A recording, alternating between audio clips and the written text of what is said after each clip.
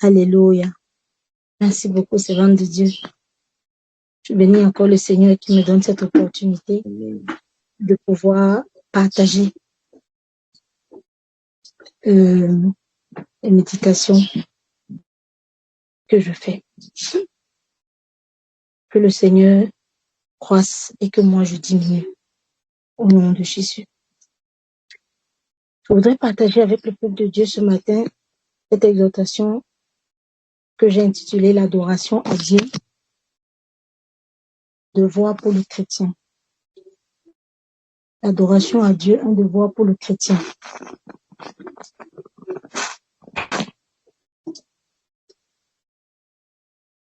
Lorsque nous avons étudié les notions de devoir et droit comme principe existentiel, nous avons appris par l'apôtre que les devoirs sont des obligations particulières imposées par Dieu aux hommes.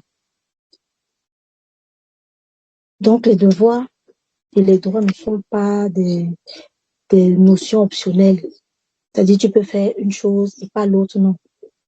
Il n'y a pas de droit sans les devoirs. D'habitude, communément, on dit droit et devoir.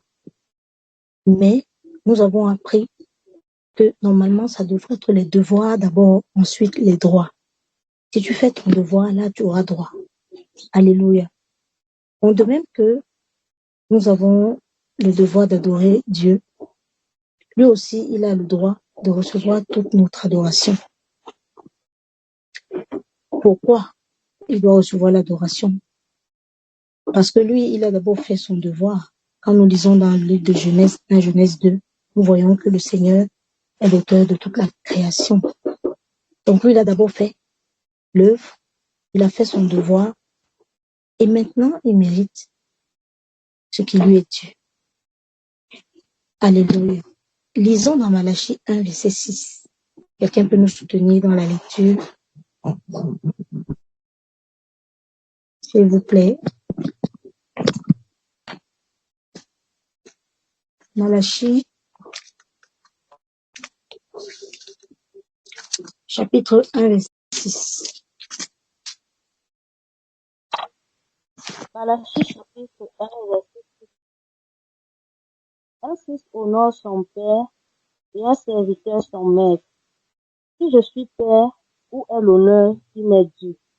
Si je suis maître, où est la crainte qu'on a de moi? Dit l'Éternel des armées, à vous sacrificateurs qui méprisez mon nom et qui dites, en quoi avons-nous méprisé ton nom? Amen. Alléluia. Merci beaucoup, ma sœur. Le Seigneur demande son dû. Nous devons lui rendre ce qui est à lui. De toi à moi. Si quelqu'un te doit, je prends un exemple banal, de l'argent. Une personne te doit 1 million, l'autre te doit 3 millions, l'autre te doit 10 millions et tout.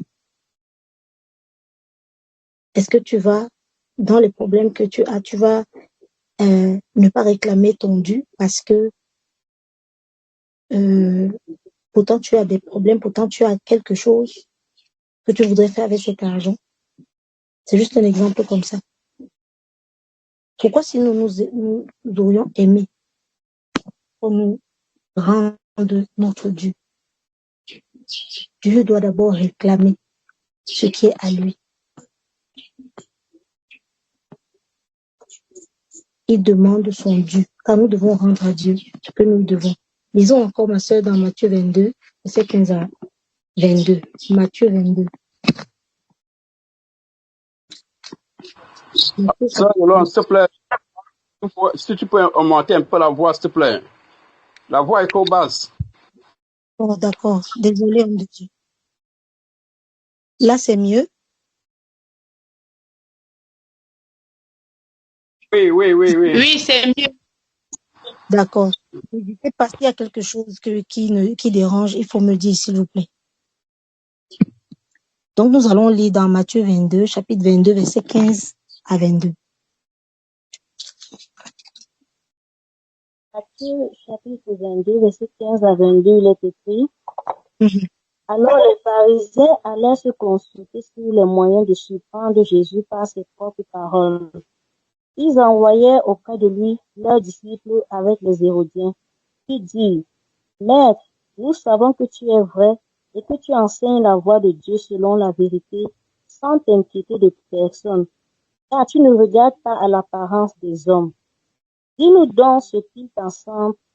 Est-il permis ou non de payer le tribut à César?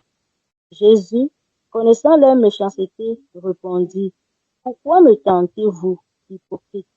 Montrez-moi la monnaie avec laquelle on paye le tribut. Et ils lui présentèrent un denier. Il leur demanda, De qui sont cette effigie et cette inscription? De César, lui répondit-il. Alors il leur dit, Rendez donc à César ce qui est à César, et à Dieu ce qui est à Dieu. Étonnés de ce qu'ils entendaient, ils le quittèrent et s'en allèrent. Amen. Alléluia. Je voulais attirer notre attention, merci beaucoup, Chant de l'Éternel. Je voudrais attirer notre attention sur le verset 21.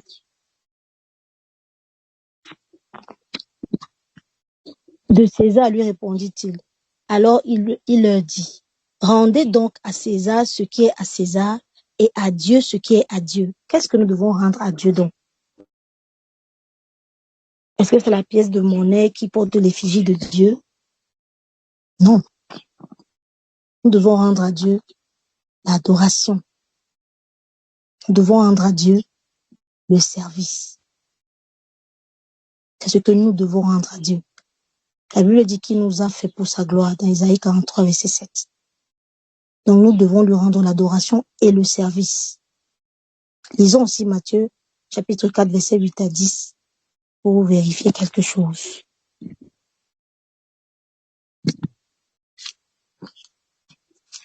Matthieu, chapitre 4, verset 8 à 10. Le diable le transporta encore sur une montagne très élevée, lui montra tous les royaumes du monde et leur gloire, et lui dit, Je te donnerai toutes ces choses si tu te prosternes et m'adores. Jésus lui dit, Retire-toi, Satan, car il est écrit, Tu adoreras le Seigneur ton Dieu et tu le serviras lui seul. Amen. Alléluia. Alléluia. Tu adoreras le Seigneur ton Dieu et tu le serviras lui seul. Donc nous devons rendre à Dieu l'adoration et le service. Donc ce qui nous amène à nous demander, c'est quoi donc l'adoration? C'est quoi l'adoration? Parce que nous avons l'habitude d'utiliser ce terme. Je veux adorer Dieu. C'est quoi l'adoration? L'adoration, c'est exprimer à Dieu ce qu'il est et ce qu'il mérite. Pourquoi est-ce qu'on pense que Dieu mérite quelque chose? Pourquoi on dit que il mérite? C'est parce qu'il est l'auteur de toutes choses, comme on disait tantôt. Il a créé toutes choses. Ma sœur, lis Apocalypse chapitre 4, verset 9 à 11. S'il te plaît.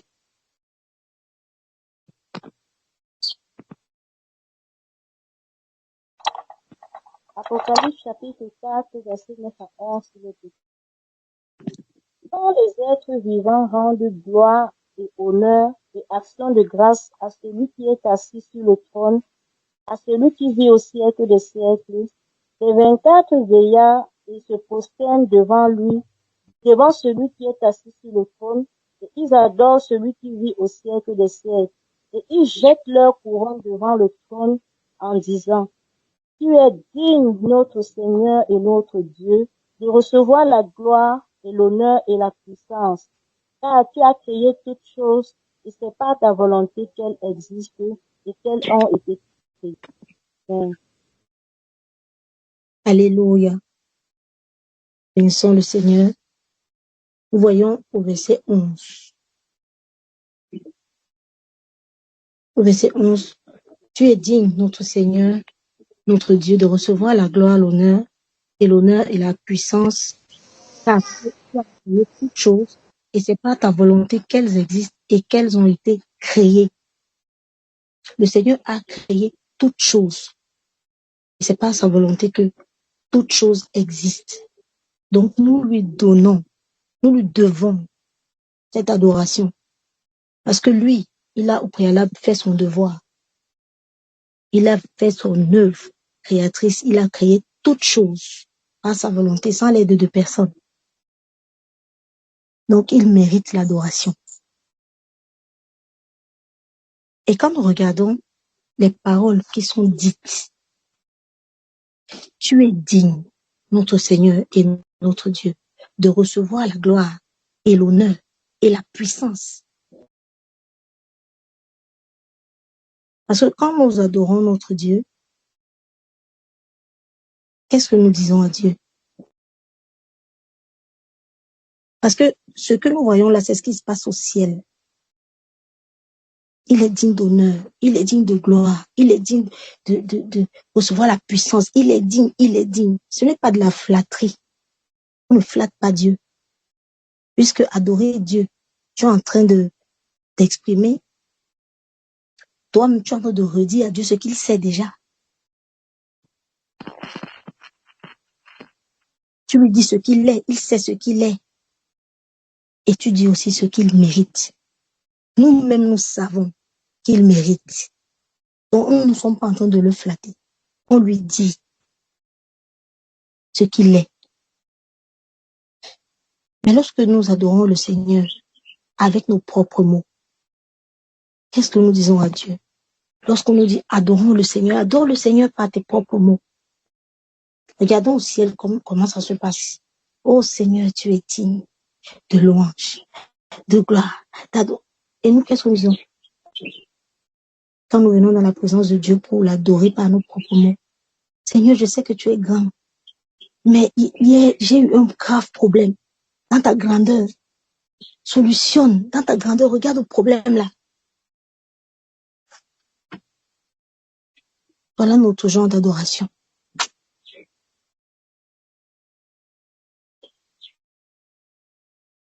Et parfois, quand on ne reçoit pas quelque chose de la part du Seigneur, on a l'impression qu'on en fait trop et Dieu rien. Pourtant, on n'a pas adoré Dieu.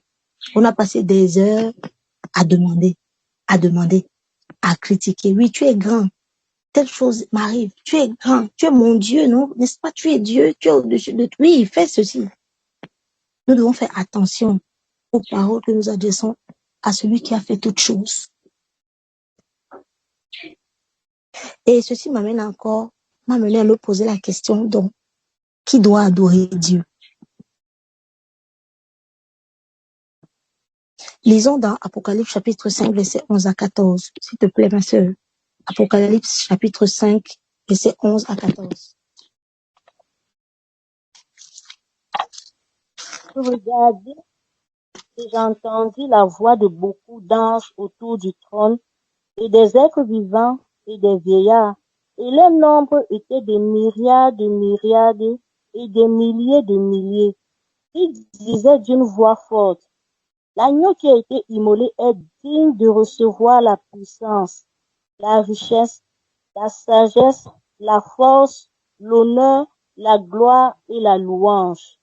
Et toutes les créatures qui sont dans le ciel, sur la terre, sous la terre, sur la mer, et tout ce qui s'y trouve, je les entendis qui disaient, à celui qui est assis sur le trône, et à l'agneau soit la louange, l'honneur, la gloire et la force au siècle des siècles. Et les quatre êtres vivants disaient, Amen. Et les vieillards se prosternaient et adoraient. Amen. Alléluia. Gloire à toi, Seigneur. Voilà comment le langage de l'adoration. Il disait d'une voix forte, l'agneau qui a été immolé est digne de recevoir la puissance, la richesse, la sagesse, la force, l'honneur, la gloire et la louange. Et toutes les créatures qui sont dans le ciel, sur la terre, sous la terre, sur la mer, et tout ce qui s'y trouve, je les entendis qui disaient à celui qui est assis sur le trône et à l'agneau soit la louange, l'honneur, la gloire, la force au siècle des siècles. Donc, Selon la parole de Dieu, nous voyons que toute créature doit adorer Dieu. Mais il est quand même judicieux de faire une petite différence entre la louange et l'adoration. Parce que je suis en train de parler principalement de l'adoration. Parce que la louange, c'est exprimer sa reconnaissance à Dieu pour ses hauts faits, comme nous avons témoigné tantôt. Par conséquent, tout le monde peut adorer Dieu. Tout le monde peut louer, tout le monde peut louer Dieu. Même le païen peut louer Dieu. Parce que quand même le non-croyant, il manque un accident en route, il rend grâce à Dieu, que c'est Dieu. Il sait que c'est Dieu. Donc tout le monde peut louer Dieu. Montrer sa reconnaissance au Seigneur, tout le monde. Quant à l'adoration, selon que nous voyons dans les Écritures, toute créature que Dieu a faite doit adorer Dieu. Ce qui se passe, c'est que dans le projet éternel de Dieu, toute la création était censée exprimer Dieu. Tout était censé exprimer Dieu. Mais dans la déchéance, après les catastrophes universelles que nous connaissons, l'adoration à Dieu a été compromise, elle a été flétrie. Et je me posais la question alors, qui peut alors adorer Dieu? Qui doit adorer Dieu? Ou encore, Dieu accepte quel genre d'adoration? Qu'est-ce que Dieu agrée comme adoration? Nous allons lire dans le livre de Jean, chapitre 4. Jean, chapitre 4, versets 20 à 23.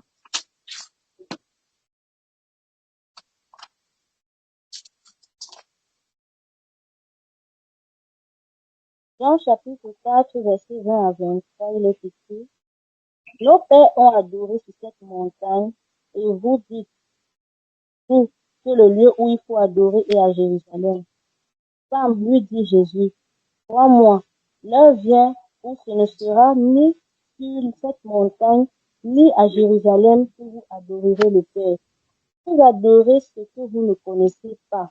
Nous adorons ce que nous connaissons, car le salut vient des Juifs.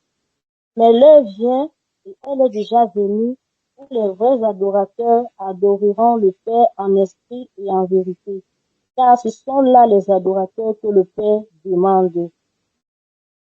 Alléluia. Car ce sont là les adorateurs que le Père demande. Ceux qui adorent Dieu doivent être vrais. Que dit le Seigneur?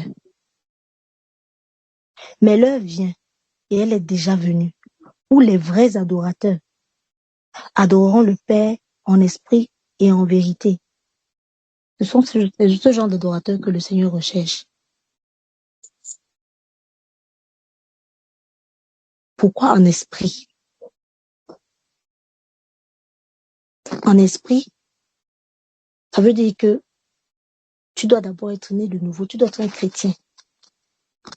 Parce que tu sais que quand tu as l'esprit régénéré, à ce moment-là, tu peux communier avec le Seigneur. Ton adoration peut être acceptée parce que Dieu lui-même, il est esprit.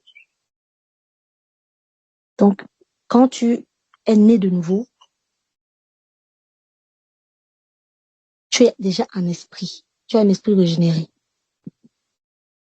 Donc, les gens qui lui ressemblent, c'est les gens qui lui ressemblent, qui ressemblent à lui-même Dieu, qui peuvent l'adorer. Mais est-ce que être chrétien, ça suffit? Parce que le Seigneur dit en esprit et en vérité. Parce que quand tu es déjà né de nouveau, tu deviens chrétien. Être chrétien, ça suffit pas. Il faut adorer aussi en vérité. Et c'est là que parfois, il y a problème. Parce que nous savons que la vérité consiste à marcher d'une manière digne de la vocation céleste dans la sainteté et la justice royale, qui est basée sur les commandements de Matthieu, chapitre 5 à partir du verset 19, jusqu'au chapitre 7, jusqu'à son verset 27. Donc, en tenant compte de cette base scripturale, nous se posons la question de savoir celui qui est en esprit, mais qui n'a pas la vérité. est-ce qu'il est un adorateur? Parce que le Seigneur dit que les adorateurs que lui, il demande, ce que lui il veut, ce que lui il recherche, c'est ceux qui adorent en esprit et en vérité. Et nous savons déjà c'est quoi la vérité. Est-ce que chacun peut répondre à cette question s'il est véritablement un adorateur? Parce que écouter ou entendre la vérité, ce n'est pas la pratiquer.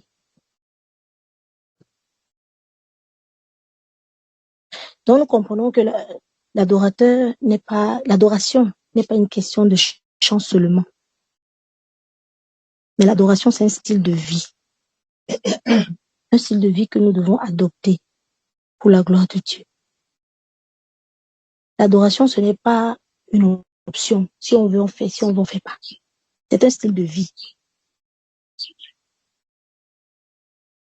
Si tu veux, tu obéis. Si tu veux, tu n'obéis pas. Si tu veux, tu marches bien. Si tu veux, tu marches pas bien. Si tu veux, tu pratiques la vocation. Si tu veux, tu fais pas. Non.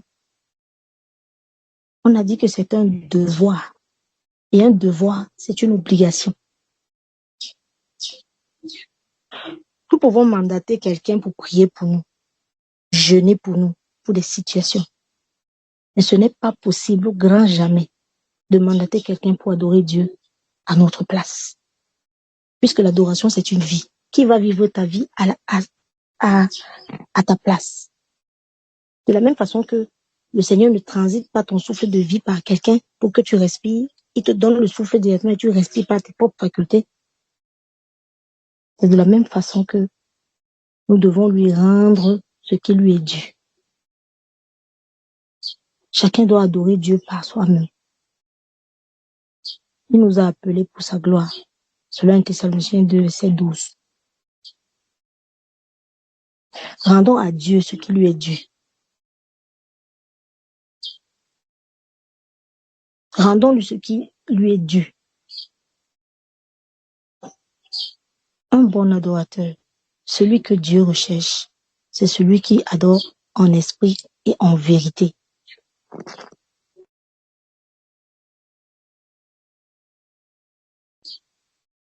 Rendons l'adoration à notre Dieu en esprit et en vérité.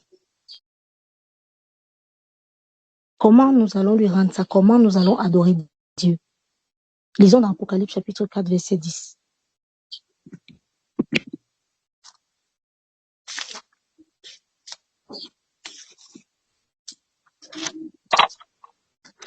Chapitre 4, verset 10, il est écrit: Les 24 vieillards se prosternèrent devant Dieu, devant celui qui est assis sur le trône, et ils adorent, pardon, je recommence. Les 24 vieillards se prosternent devant celui qui est assis sur le trône, et ils adorent celui qui vit au siècle des siècles, et ils jettent leur couronne devant le trône en disant: Alléluia.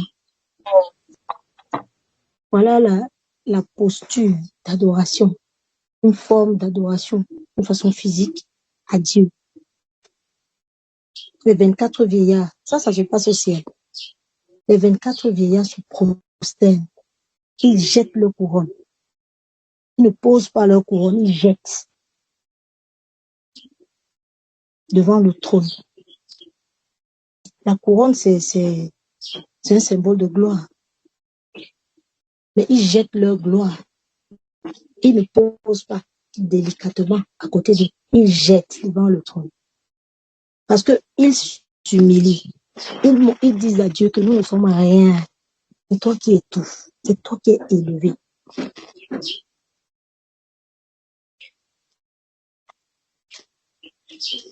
Mais nous, aujourd'hui, comment nous adorons Dieu?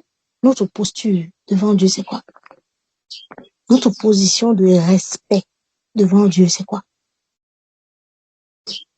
Notre position d'humilité. L'adoration, ce n'est pas que le chant. Donc, tu peux adorer le Seigneur par tes propres mots. Tu peux adorer le Seigneur. Parfois, on se couche par terre pour adorer le Seigneur. Mais tout ça, c'est bien. Mais s'il n'y a pas la disposition du cœur qui va avec, il y a un problème.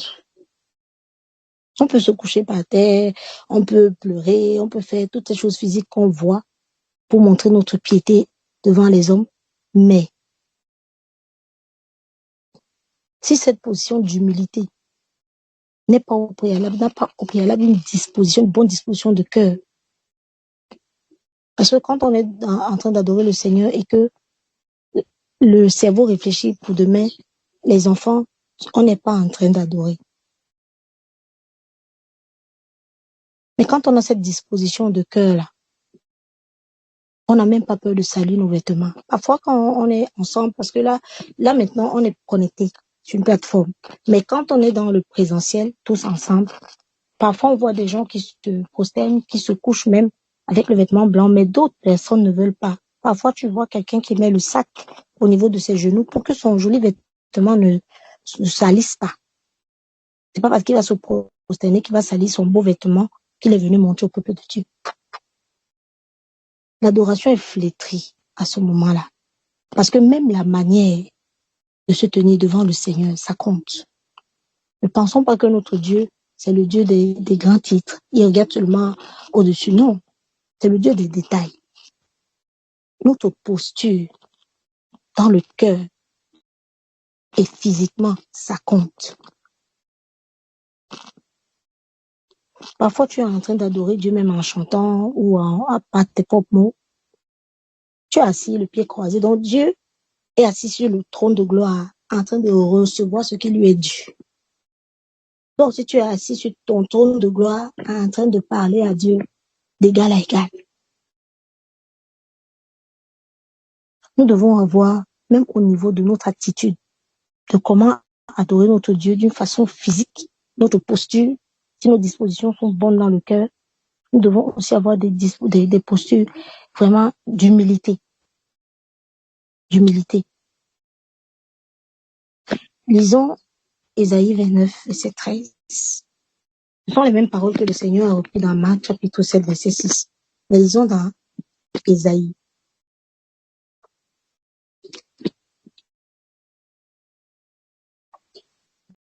Écoute la référence. Ésaïe chapitre 29, verset 13. Le Seigneur dit, quand ce peuple s'approche de moi, il m'honore de la bouche et des lèvres, mais son cœur est éloigné de moi, et la crainte qu'il a de moi n'est qu'un précepte de tradition humaine. Amen. Approchons-nous du Seigneur vraiment avec une bonne disposition de cœur, pour que nos bouches ne soient pas en train de parler et parler et parler, et que Dieu ne reçoive rien de notre part.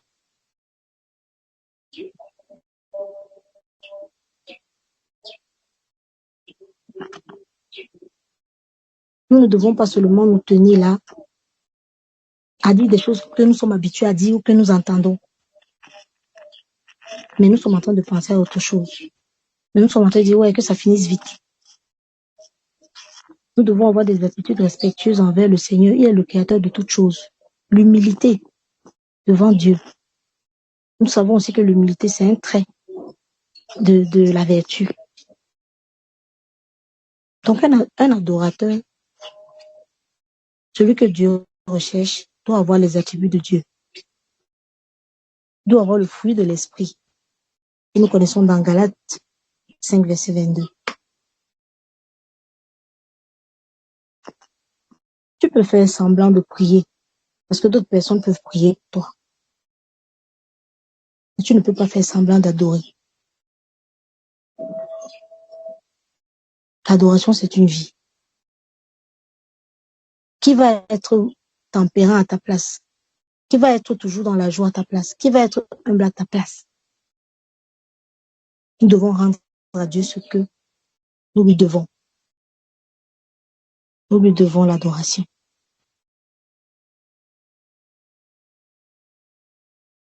Et le service. Mais je me suis posé la question s'il y a un rapport entre le service et l'adoration. Lisons dans Matthieu, chapitre 4, verset 10.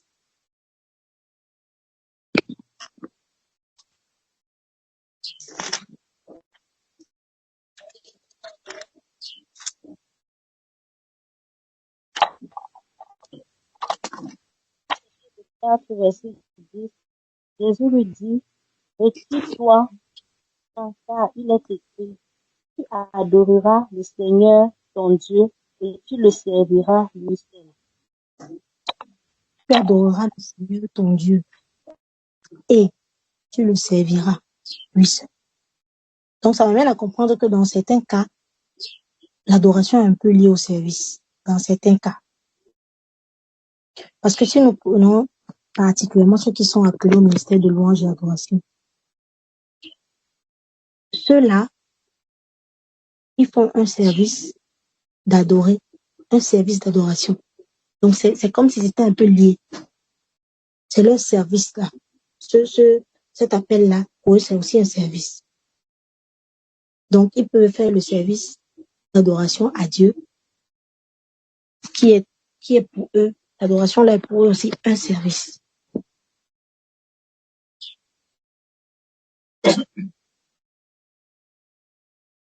Le diable, Lucifer, il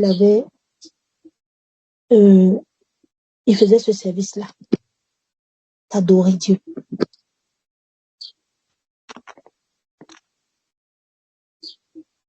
Lisons un peu dans Ézéchiel 28, verset 13.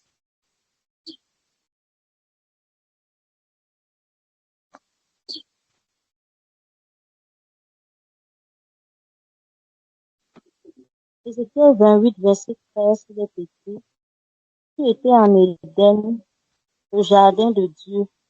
Tu étais couvert de toute espèce de pierres précieuses, de sardoine, de topaz, de diamants, de chrysolite, d'onyx, de jaspe, de saphir, d'escarboucle, d'émeraude et d'or.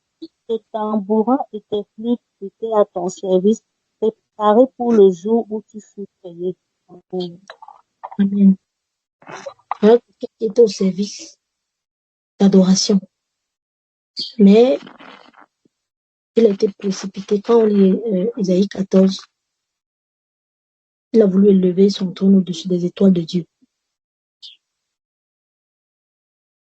Pour parler un peu, pour nous exhorter un peu dans ce sens-là, il est vraiment important de nous examiner sur la qualité, le genre d'adoration que nous prêtons nos oreilles. Si nous considérons vraiment qui doit adorer Dieu, ce n'est pas parce que la mélodie est belle. Je parle essentiellement du chant, de la musique. Ce n'est pas parce que la mélodie est belle ou parce qu'on a pris les paroles dans la Bible que ça fait de cette adoration une adoration que Dieu agrée. Si tu es un rebelle, même si Dieu ne se répand pas de son don, mais si tu es un rebelle, est-ce que ton adoration, même si tu chantes merveilleusement bien d'une façon physique, les techniques vocales sont là, tout, mais à Dieu d'abord que nous donnons et que nous devons. Aujourd'hui, on chante pour les hommes, on ne chante plus pour Dieu. C'est pourquoi quand il y a une belle mélodie, ça agite la chair, mais Dieu n'est pas glorifié, Dieu n'est pas loué, Dieu n'est pas célébré, Dieu n'est pas adoré. Parce qu'il y a des conditions qu'un adorateur doit abhorrer devant son Dieu.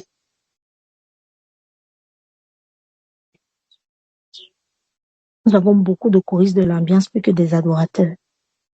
Donc c'est pourquoi je voulais aussi attirer notre attention de savoir, de nous examiner sur la qualité. Parce que dans les adorateurs que le Seigneur recherche, il y a la vérité dedans. Donc nous devons savoir qu'est-ce que nous prêtons nos oreilles à quel genre de musique, à quel genre de musique.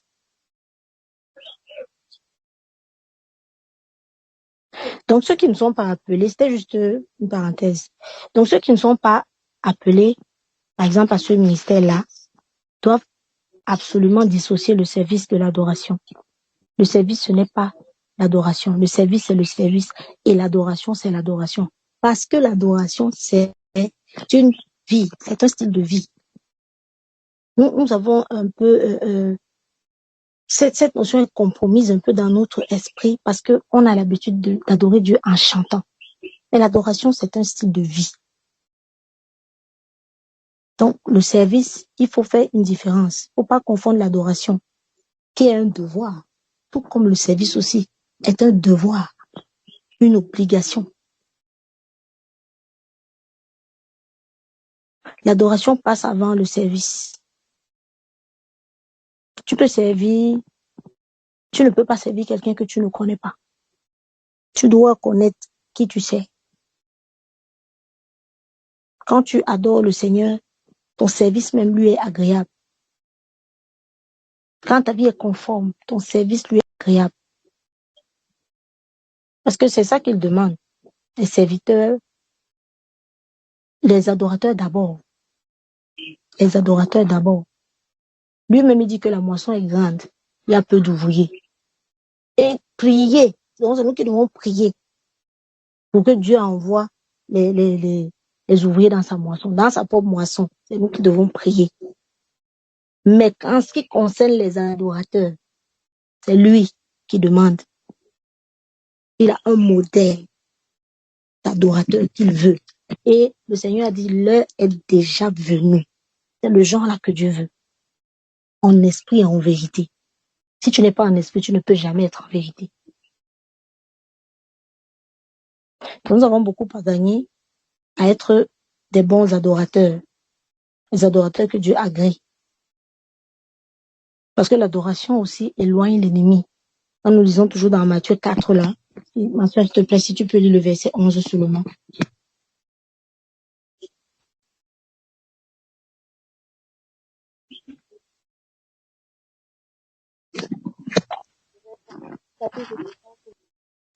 Matthieu 4, verset 11. Alors le diable le laissa, et voici, des anges vinrent auprès de Jésus et le servaient. Alléluia. Quand le diable a entendu, il est écrit, tu adoreras le Seigneur, ton Dieu, et tu le serviras lui seul. Il a fait quoi? Il a laissé. Il est parti. Donc il y a des situations dans lesquelles il faut juste que tu adores le Seigneur. L'adoration complète dans son thème, dans le sens du style de vie. Pas seulement de l'adoration chantée, mais dans le sens du style de vie, qui éloigne beaucoup de mauvaises situations dans nos vies. Aujourd'hui, nous adorons, quand il y a une situation dans nos vies, on commence à exalter la situation, on en parle matin, midi, soir, matin, midi, soir. Alors que adorer Dieu au milieu de l'épreuve nous donne la victoire dans l'épreuve, comme c'est écrit dans Romains 5, c'est 3, 4. On a la victoire dans l'épreuve. Dans les difficultés, dans les situations que nous vivons, Dieu attend notre adoration.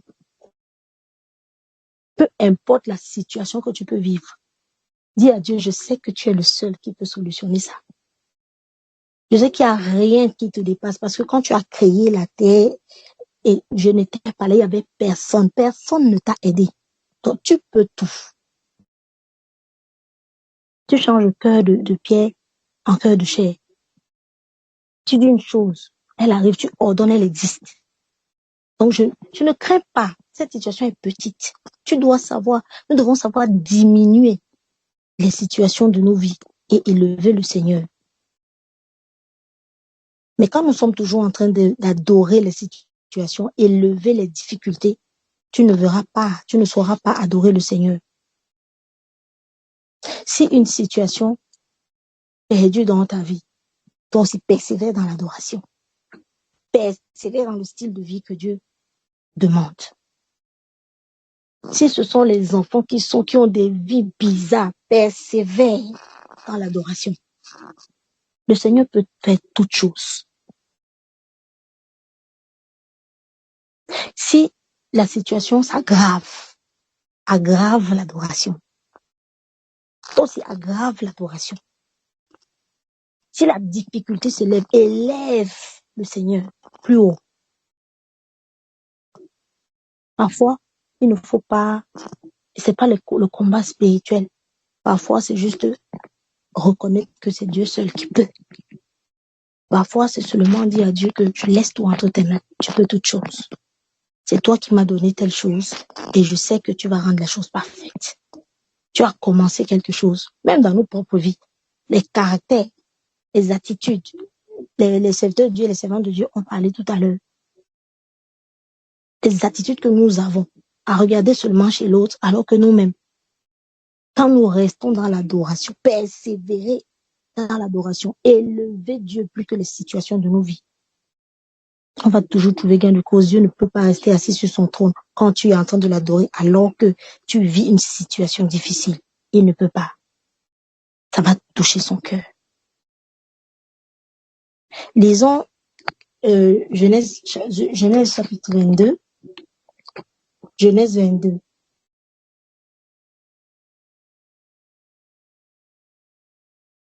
Verset 2 à 5.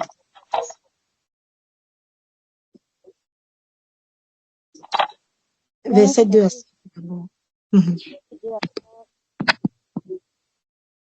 Après ces choses, Dieu dit, prends ton fils, ton unique, celui que tu aimes, Isaac, va-t'en au pays de Moria, et là, offre-le en holocauste sur l'une des montagnes que je te dirai. Abraham se leva de bon matin, sella son âne, et prit avec lui 2 serviteurs et son fils Isaac. Il fendit du bois pour l'holocauste et partit pour aller au lieu que Dieu lui avait dit. Le 3e jour, Abraham, levant les yeux, vit le lieu de loin.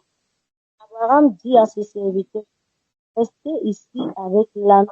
Moi et le jeune homme, nous irons jusque là pour adorer, et nous reviendrons auprès de vous. Amen. Amen. Alléluia. Il n'a pas dit aux serviteurs, restez là, je m'en vais offrir mon fils comme sacrifice. Restez là, je m'en vais brûler mon fils, je m'en vais le découper. Des choses qui effraient les gens. Non. Il a dit, je m'en vais adorer. Moi et le jeune homme, nous irons jusque là pour adorer. Et nous reviendrons auprès de vous. Et nous reviendrons auprès de vous. Nous allons adorer. Donc lui, il a pris ça. Pas comme Dieu lui demandait. C'est vrai, c'est difficile de sacrifier son fils unique.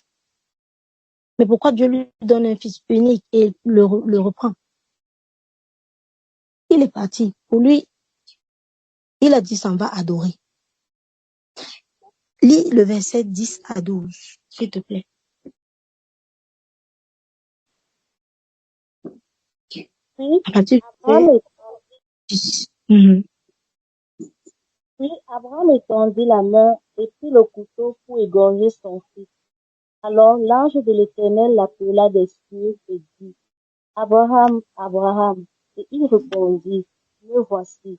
L'ange dit, n'avance pas ta main sur l'enfant et ne lui fais rien, car je sais maintenant que tu crains Dieu et que tu ne m'as pas refusé ton fils, ton unique. Alléluia. L'adoration.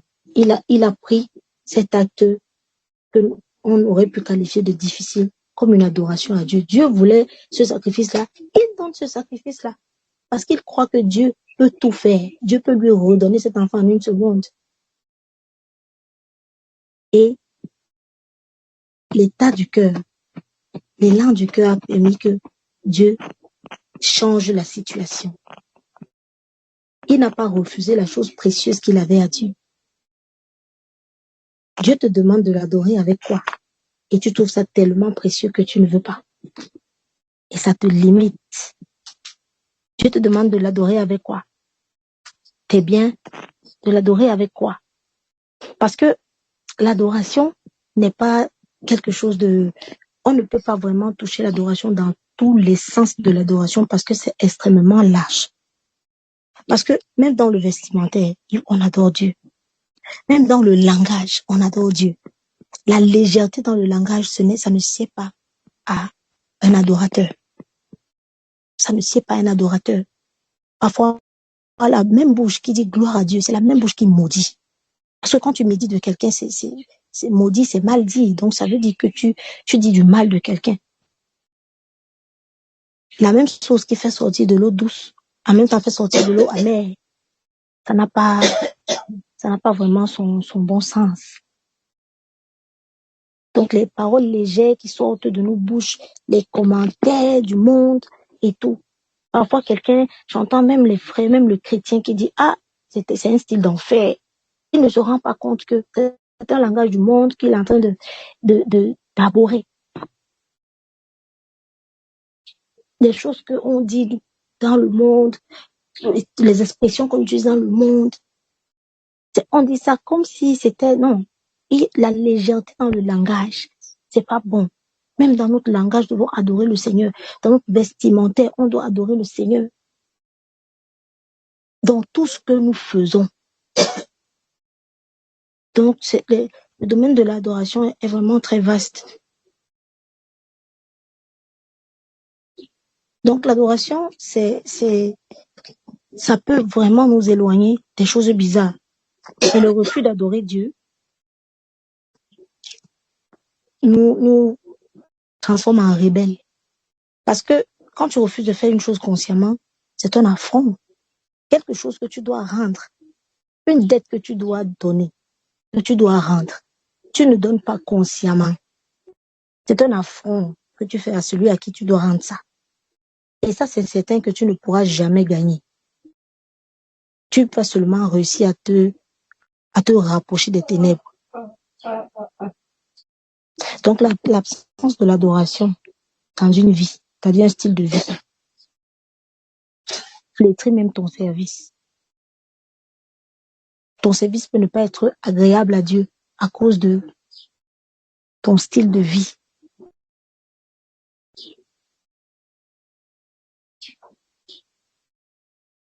Donc, si nous voulons mériter quelque chose, faisons notre devoir. Faisons d'abord notre devoir comme lui-même Dieu a d'abord fait son devoir. Et aujourd'hui, il mérite toute la gloire, l'honneur, la puissance, l'élévation, l'exaltation, la magnificence. Il est digne. Donc, si nous aussi, nous voulons entrer dans notre droit, dans les promesses de Dieu dans nos vies, faisons notre devoir. Celui qui est d'adorer le Seigneur. Alléluia. Que le peuple de Dieu soit béni. C'est ce que j'avais dans le cœur partagé avec nous. Amen. Amen. Amen. Amen.